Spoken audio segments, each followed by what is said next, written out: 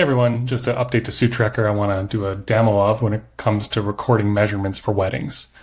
When you go into a person, you'll now see a new toggle on the top right of the measurements card here, and it'll have a toggle between needed and all.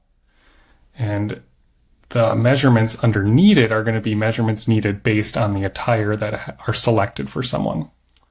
And this is just a way to keep the measurements list neat and tidy, but you can always expand it to all.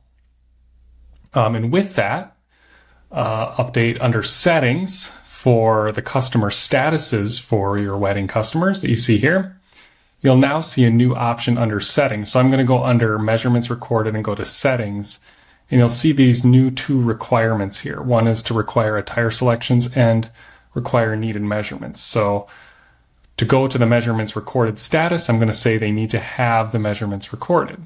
I'm going to save that.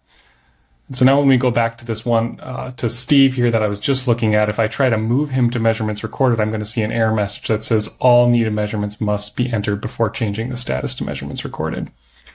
So this will just make sure that people are not being changed to measurements recorded or whatever status you're using for measurements recorded without the measurements filled in. And once I go ahead and fill in measurements for this guy, and then switch him over to measurements recorded, you'll see it'll save successfully.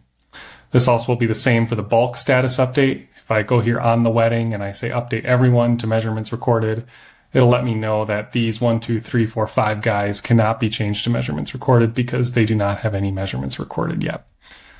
So just an extra check that you can turn on, again, optional under settings.